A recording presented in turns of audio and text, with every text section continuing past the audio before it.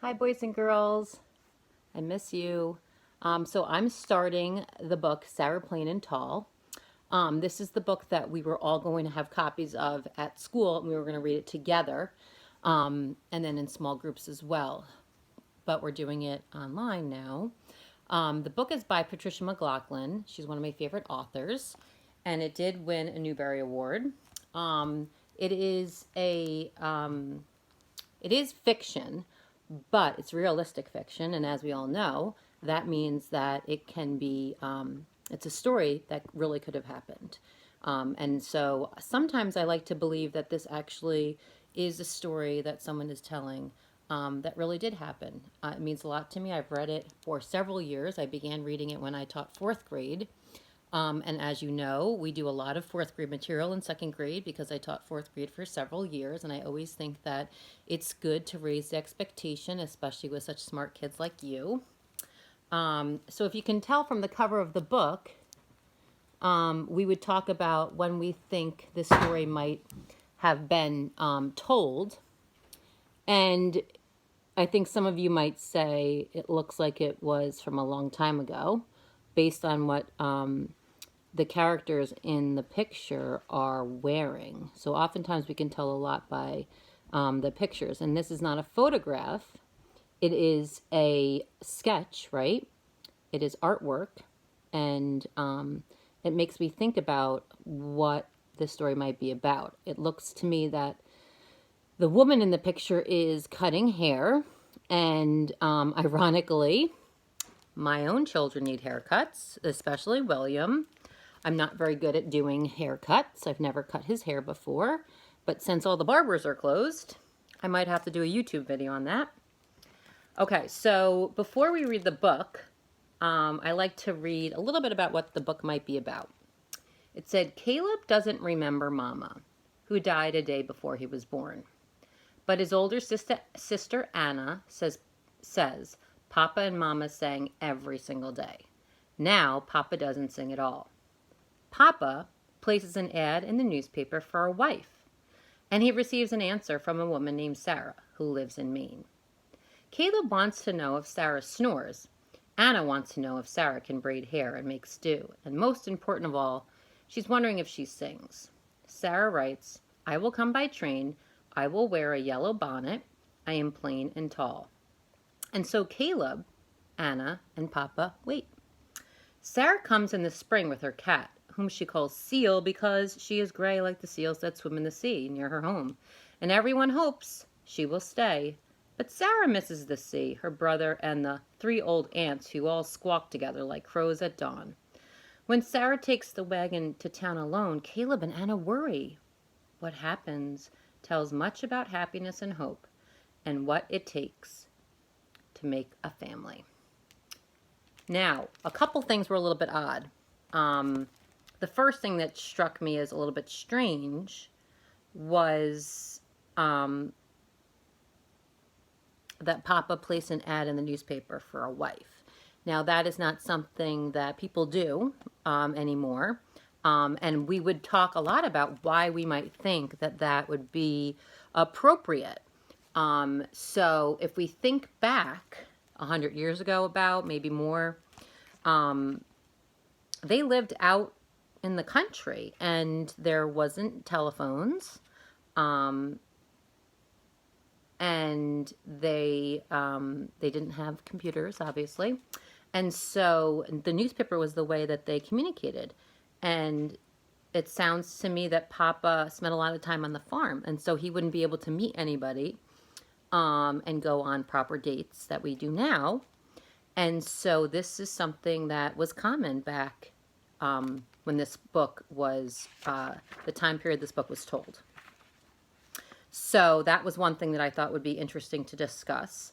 And something else would be geography. So we would talk about where this story might take place. So right now we know that Maine is on the East Coast. We've talked a lot about the states that are near New York State and the states that border New York State.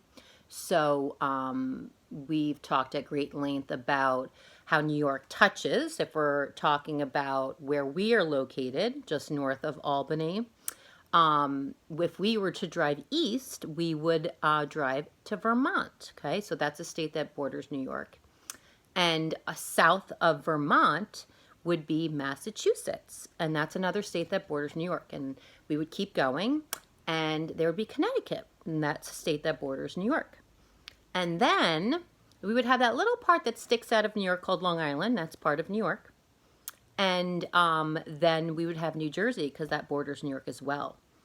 It borders just down by the city, and borders a little bit of Westchester, I believe. And then we have the large state of Pennsylvania. That borders New York as well. We also have another country that borders New York. All the way north. If we were to drive north from Bolton Landing up on 87, if we kept driving straight north, we would run into another country. And that country is Canada. And to get to another country, we would have to go through customs. We'd have to go through an area where we would show our passports. So the state of New York touches many other states. It borders many other states. Now, when we're talking about the Northeast, Maine, okay, is all the way at the top, okay? And then as you drive south, there's New Hampshire, okay? So both Maine and New Hampshire on the coast, which means they touch the Atlantic Ocean. And so then if we kept driving south, we would get to Massachusetts. Massachusetts also touches the ocean, the Atlantic Ocean. And then we have Connecticut that touches the Atlantic Ocean. And New York touches the Atlantic Ocean, just a little bit of it. Well, all of Long Island, but then a little bit by the island of Manhattan that all touches the Atlantic Ocean. So New York is on the coast, as well as New Jersey. Now, I didn't mention Vermont because Vermont borders New York. But if you keep driving east to the ocean, you go through Vermont, and then you go through New Hampshire, and then you get to the ocean. So we're going to learn a little bit about some geography and some awesome vocabulary words in this book as well. Okay, so we all know that when we read books, okay, we like to take a picture walk. Now, there aren't many pictures in this book. In fact, let me take a peek. I don't see any. So we have a title page, and then other books that are written by Patricia McLaughlin. And then we have the copyright page. And this book was copyrighted in 1985. So that's 6 years after I was born. So if I'm 41 subtract 6. Yep, we're at 35. Okay, so 35 years ago this book was written. And then it was dedicated to some of her friends. And then we'll begin. Chapter 1. Did Mama sing every day? Asked Caleb. Every single day. He sat close to the fire, his chin in his hands. It was dusk, and the dogs lay beside him on the warm hearthstones. Every single day, I told him for the second time this year, for the 20th time this month, the 100th time this year, and the past few years. And did Papa sing too? Yes, Papa sang too. Don't get so close, Caleb. You'll heat up. He pushed his chair back. It made a hollow scraping sound on the hearthstones, and the dog stirred. Lottie, small and black, wagged her tail and lifted her head. Nick slept on. I turned the bread dough over and over on the marble slab on the kitchen table. Well, Papa doesn't sing any more, said Caleb very softly. A log broke apart and crackled in the fireplace. He looked up at me. What did I look like when I was born? You didn't have any clothes on, I told him. I know that, he said. You looked like this. I held the bread dough up in a round, pale ball. I had hair, said Caleb seriously. Not enough to talk about, I said. And she named me Caleb, he went on, filling in the old familiar story. I would have named you Troublesome, I said, making Caleb smile. And Mama handed me to you in the yellow blanket and said, he waited for me to finish the story, and said, I sighed, and Mama said, isn't he beautiful, Anna? And I was, Caleb finished. Caleb thought the story was over, and I didn't tell him what I had really thought. He was homely and plain, and he had a terrible holler and a horrid smell, but these were not the worst of him. Mama died the next morning. That was the worst part about Caleb. Isn't he beautiful, Anna? Her last words to me. I'd gone to bed thinking how wretched he looked, and I forgot to say good night. I wiped my hands on my apron and went to the window. Outside, the prairie reached out and touched the places where the sky came down. Though winter was nearly over, there were patches of snow and ice everywhere. I looked at the long dirt road that crawled across the plains, remembering that morning when Mamma had died, cruel and sunny. They had come for her in a wagon and taken her to be buried, and then the cousins and aunts and uncles had come and tried to fill up the house, but they couldn't. Slowly, one by one, they left, and then the days seemed long and dark, and just like winter, even though it wasn't winter, and Papa didn't sing. Isn't he beautiful, Anna? No, Mama. It was hard to think of Caleb as beautiful. It took 3 whole days for me to love him sitting in the chair by the fire, Papa washing up the supper dishes, and Caleb's tiny hand brushing my cheek, and a smile. It was the smile, I know. Can you remember her songs? Asked Caleb. Mama's songs? I turned from the window. No, only that she sang about flowers and birds, sometimes about the moon at night time. Caleb reached down and touched Lottie's head. Maybe, he said, his voice low, if you remember the songs, then I might remember her too. My eyes widened and tears came, and then the door opened and the wind blew in with Papa, and I went to stir the stew. But Papa put his arms around me and his nose in my hair. Nice, soapy smell, that stew, he said. I laughed. That's my hair. Caleb came over and threw his arms around Papa's neck and hung down as Papa swung him back and forth, and the dog sat up. Cold in town, said Papa, and Jack was feisty. Jack was Papa's horse he'd raised from a colt. Rascal, murmured Papa, smiling, because no matter what Jack did, Papa loved him. I spooned up the stew and lighted the oil lamp, and we ate with the dogs crowding under the table, hoping for spills or handouts. Papa might not have told us about Sarah that night if Caleb hadn't asked him the question. After the dishes were cleared and washed, Papa was filling the tin pails with ashes. Caleb spoke up. It wasn't a question, really. You don't sing anymore, he said. He said it harshly, not because he meant to, but because he had been thinking about it for so long. Why? He asked more gently. Slowly, Papa straightened up. There was a long silence, and the dogs looked up, wondering at it. I've forgotten the old songs, said Papa. Quietly, he sat down. But maybe there's a way to remember them. He looked up at us. How? Asked Caleb eagerly. Papa leaned back in the chair. I've placed an advertisement in the newspaper for help. You mean a housekeeper? I asked, surprised. Caleb and I looked at each other and burst out laughing. Remember Hilly, our old housekeeper. She was round and slow and shuffling. She snored in a high whistle at night like a tea kettle, and she let the fire go out. No, said Papa slowly, not a housekeeper. He paused. A wife. Caleb stared at Papa. A wife? You mean a mother? Nick slid his face onto Papa's lap, and Papa stroked his ears. Well, that too, said Papa, like Maggie. Matthew, our neighbor to the south, had written to ask for a wife and a mother for his children, and Maggie had come from Tennessee. Her hair was the color of turnips, and she laughed. Papa reached into his pocket and unfolded a letter on white paper. And I have received an answer, Papa read his letter to us. It said, Dear Mr. Jacob Whitting, I am Sarah Wheaton from Maine, and as you will see from my letter, I am answering your advertisement. I have never been married, though I have been asked. I have lived with an older brother, William, who is about to be married. His wife-to-be is young and energetic. I've always loved to live by the sea, but at this time I feel a move is necessary. And the truth is, the sea is as far east as I can go. My choice, as you can see, is limited. This should not be taken as an insult. I am strong, and I work hard, and I am willing to travel. But I am not mild-mannered. If you should write, I would be interested in your children and about where you live and you. Very truly yours, Sarah Elizabeth Wheaton. P.S. Do you have opinion on cats? I have one.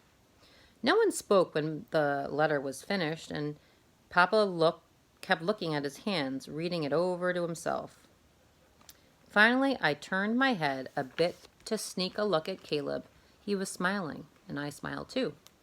One thing, I said in the quiet of the room. What's that? Asked Papa, looking up. I put my arms around Caleb. Ask her if she sings. So that's the end of chapter 1. And I didn't want to interrupt, although if we were in the classroom, I probably would have. I would have stopped and chatted a couple different times because I think there are some interesting points in this book that that give us clues about when the story might have been written. So they had a fire at their house, and that's how they heated their house. And now I know that a lot of people do still heat their houses with fire and fireplaces. So that's not too different. There are a couple words that are a little bit interesting. The word dusk and the word hearthstone. So we may have talked about dusk before. We've talked about dawn maybe. Dawn is when the sun begins to rise in the morning, and it's sort of like just between nighttime and morning time. So like the sun rising, it gives like a different light. So we call that dawn. And then dusk is the opposite. So it's when it's daytime, but the sun is now setting and it's getting to be dark. So we call that dusk. And hearthstones are the stones that are like by the hearth of the fire, so on the ground. We call those the hearthstones. There was something else that I thought was interesting. Now, back then, babies were often were born at home.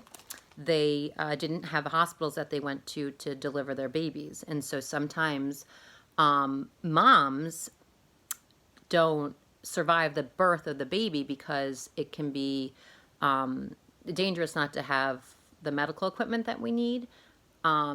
So that seems like it happened to both Caleb and Anna's mom, but also next door at Matthew's house, it seemed like that could have happened there too. Not something that we have to worry about anymore because we have hospitals and medical equipment and all that for doctors to keep us safe and the nurses to keep us safe. And then she said that, then we talked, there was an oil lamp. So that's how they saw in the house when it got dark out. So they don't have like electricity like we have, but they had an oil lamp that they would light. And we have Anna cooking the stew. So she's like a child, but she's making the dinner, which is also something that doesn't happen very often anymore. And then in the letter, Sarah says that she's not mild-mannered. Now, that's something I like to talk about. Mild-mannered would be someone who is like very soft-spoken, doesn't have like a temper, doesn't cause a lot of fuss. Now, it's mild-mannered would not be a way that I would describe myself. I would not say that I'm mild-mannered. This is, so like for our class, someone else that would not be mild-mannered would be like Parker or Ellie. So they're like more like, have a little more spunk to them. A little more, mild-mannered. If you're well-mannered, you're sort of like very quiet and very polite, and not that Parker and Ellie aren't polite, not that I'm not polite, but that we've got like a little like edge to us. Trying to think of someone in the classroom that's mild-mannered. I can think of a lot of people. Murphy is very mild-mannered. Alexis is very mild-mannered. Zoe is mild-mannered. Brenna is mild-mannered. Liza Sawyer is mild-mannered. Andrew is mild-mannered. But there's a lot of people that Jackson is pretty mild-mannered. It's interesting in speaking to some of your parents, though.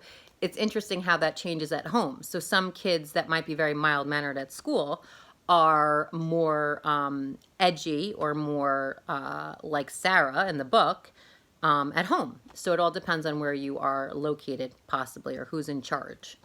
So if I didn't mention your name, it's because maybe you're like in the middle of mild-mannered and not mild-mannered. So and neither is right, neither is wrong, neither is the way to be. It's just your personality. So I'm not going to read chapter 2 just yet because this is a 20-minute long video, and I think that everyone will probably need a break. So I'm going to send these in 2 separate sections so that you can take a break. And you do have, that I sent home on Monday, you do have questions that either need to be discussed, so that means just shared out loud. So instead of like talking to your parents about it, because these videos are for you to be watching and for your parents sort of to get a break from the teaching part. So instead of discussing the story with them, what you could do is go on Flipgrid, and you could start a discussion about one of the points. I don't have my packet with me, but if it says to discuss, you can share your thoughts on Flipgrid, and then I'll respond to that. If I do want you to write something down, it's because we need to be practicing our muscles from our hands, from our handwriting. We need to make sure we're writing. We need to restate the question and the answer. So if I asked you a question like, how do you know that Caleb is curious? So you might say on page, on page 4, Caleb asked 3 questions, and that's one way I can tell that Caleb is curious. A more straightforward question might be, where is Sarah from? And you would answer, Sarah is from the state of Maine, and she lives by the ocean, something like that. So make sure you restate the question in your answer, make sure you have a capital letter and a period. And then when you do your Flipgrid, make sure that you tell us what you're discussing so that I can comment or a friend can comment. And I'll read chapter 2 to you in a little bit, and it'll be another like 20-minute video about, and then you can watch and listen. You can also follow along with the photocopy that I made of the book. And I gave you the photocopy so that if it asks you to write down a page number where you found your answer, you can do that by going back into the text and finding the page number the answer's on. All right? Boys and girls, I miss you. This is very strange to be teaching like this, but we're doing the best we can, and I will talk to you soon. And I will definitely talk to you on Wednesday when we do our FaceTimes, but I'll post another video for chapter 2 in the next email. Okay? Bye, guys.